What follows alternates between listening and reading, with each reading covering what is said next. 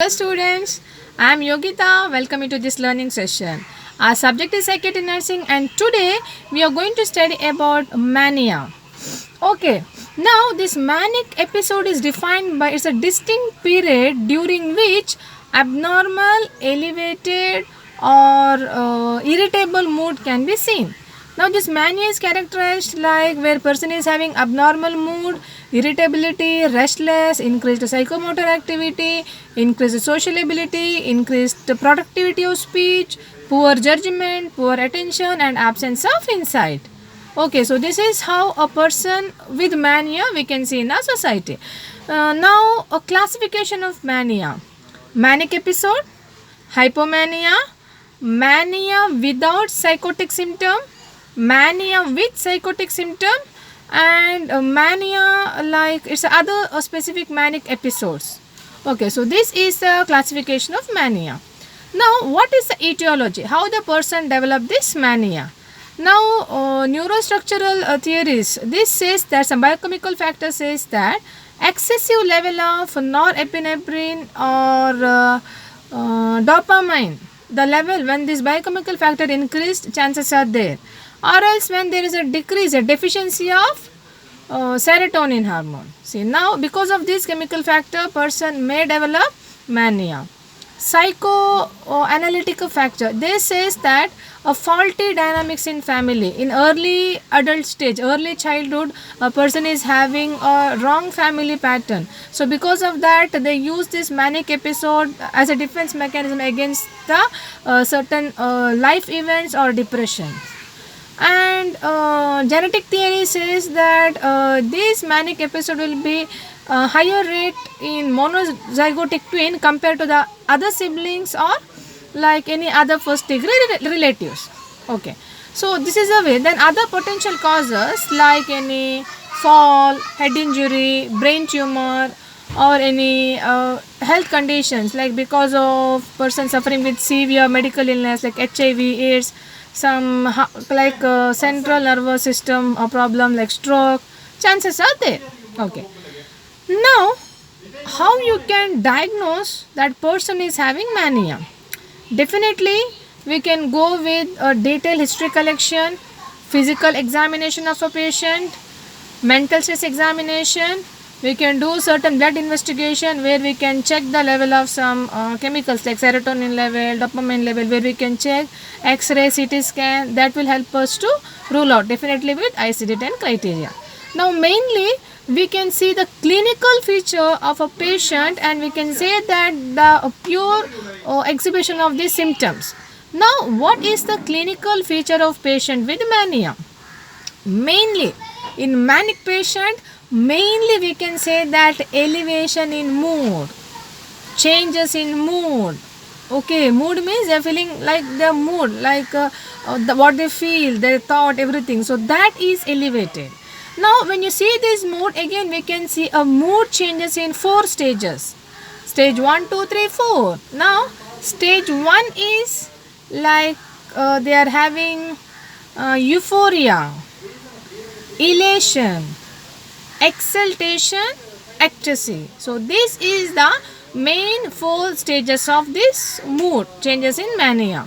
Now stage 1 is euphoria. Euphoria means person is feeling excessively psychological well-being and they feel that very happiness which is not which is not related to ongoing events, but they feel very happy. Stage 1 euphoria. Stage 2 is elation. Now elation is a increased in their mood and happiness that can be seen where will be some presence of some psychotic symptoms where it is related to they are having a feeling of increased psychomotor activity like restless activity, keep on doing something. They wanted to do some like aimless activity they may do by sitting and they'll do that. Now stage 3 they're having exaltation. Here a severe increased or elevation of their mood. Along with that we can see a delusion of grandeur. Now delusion of grandeur means you may be knowing it. Now delusion of grandeur means patient having a feeling that he is something superior, he is something special or he feel that I got some power, or he want to link himself like relate himself with some of the famous personality of a society. So delusion of grandeur. So this is what we can see in stage 3. And stage 4, definitely person is having here extreme or excess of well-being or happiness, and we can see a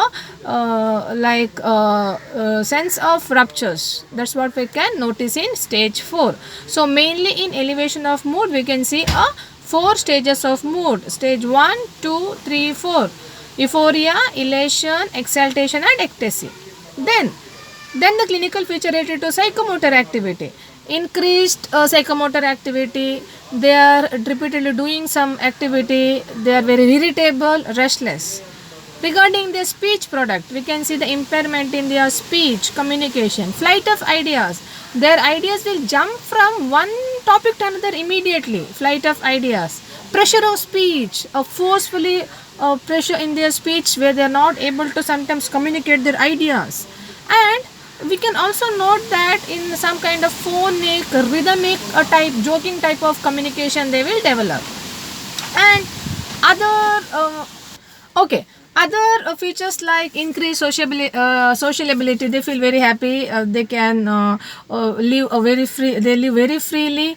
And increased speech, decreased sleep, and they are having the sleep is less than 3 hours, decreased food intake. These all are the symptoms we can see. And also poor judgment, poor attention, increased sexual arousal in this patient, increased sexual desires. Okay, and what else? Yeah, definitely food nutrition imbalance we can see, because they are not involved, they don't want to, they don't find time to eat, they are very busy with all these activities. So these are the clinical feature of patient with mania. So now with this, sorry, sorry. Now with all these clinical features, we can clearly make out, yes, person is suffering with mania. Now what is the treatment? So what we can do is mainly we can go with some anti-manic drug. So lithium will be a drug of choice here. So it's the first line of treatment what we'll give for mania. 900 to 1200 mg per day we can give, and carbamazepine 600 to 1800 mg per day, and sodium valproate 600 to 2600 mg per day we can give. Now we can also give a somatic treatment, ECT, electroconvulsive therapy. So that also is preferred in case we're really required to treat the condition. So we can give ECT. Also we can use a psychological therapies. We can give psychotherapy, individual psychotherapy, marital therapy, family therapy, behavioral therapy. So we can teach all these things, we can implement all these things to manage the patient. So in detail we learned all the therapy. So you have to describe now why and how we will use that here as a psychotherapy treatment aspect. Okay, then how we will do the nursing management? It's very important that we will deal with these patients. It's very important how we will deal. Now first we will assess the condition of a patient, assess what are the clinical features present in them. So whether they are having any grandiosity, whether they have any hallucination, you have to check everything, because now because of all these symptoms there is a chance that person may have suicidal ideas. So it will be very risky. So always be with the patient, don't leave the patient alone, don't leave any harmful object in patient unit, because they may harm themselves or they may harm others, because our patient is having irritable mood, restless, and they are having increased psychomotor activity as well. So because of this increased psychomotor activity, always chances are that patient may harm himself. So it's always better that we will not leave a patient alone. Even if we are leaving the patient to the bathroom also, we should be there with the patient. So patient should be under our close supervision. We can avoid having lock latches to the rooms and washrooms. And poor personal hygiene, this is a symptom of a patient. So here we have to meet the personal need, personal hygiene of a patient, advise them to take bath, assist them. We have to provide assistance to meet their personal needs, so that we can improve the physical appearance of a patient. We can make a patient clean and neat and tidy. And insomnia, see, as I always said, is one of the important clinical feature where they are sleeping less than 3 hours. So here we need to meet the sleeping, maintain that normal sleeping pattern for a patient, so that you what to do, we can provide a calm and quiet environment, no disturbance in the environment, allow the patient to go for bed only when they feel sleepy. Daytime sitting in a bed doing some activities, playing, that all things are not entertained to make use of this bed. That concept has to come to their mind. When you go to the bed, you have to fall into sleep, so we have to use bed. And don't give any fluids after 6 o'clock, so that night they may have to wake up to go to the washroom, that may break their sleep. So we will manage the bowel and bladder pattern. And what else? Yeah, sleep. Okay, we can offer a glass of milk, which will help to get them have a good sleep. And meeting a nutritional need, definitely, because of all this restless activity or increased psychomotor activity, patient may not eat sufficient food. So we will have a menu, so that we will provide a food accordingly. Time to time we'll give the food to a patient. Also we'll provide a food as per patient like and dislike. And hot food is served as hot, as well as cold food is served as cold. And we will not force the patient to eat, so we will give a small and frequent diet, we can give that to a patient. And communication, definitely we can see a person having impairment in their communication, their ideas may jump from one to another, they're not able to express, verbalize. So here, provide an environment where a client can verbalize his feelings. So we will listen to the client, we will provide that environment where they feel comfortable to talk to a nurse. Also we will develop a nurse a patient therapeutic relationship, a trustworthy relationship, so that patient feel confident enough to disclose the matter.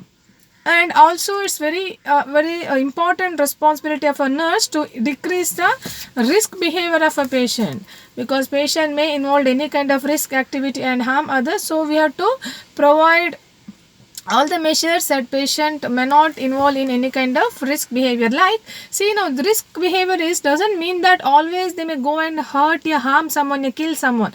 Chances are there sometimes, because of this manic behavior, these symptoms, they may do some foolish investment in business.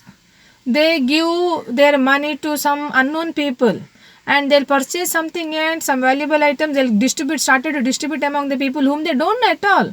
See, these all are some high risk kind of behavior, so that has to be assessed and guided. We can provide psychological support to a patient, provide a marital counseling. It's very important, because sometimes when married couple, if we find any one partner having this problem, definitely other find it's difficult to cope with that. So it's better that we will have a couple therapy.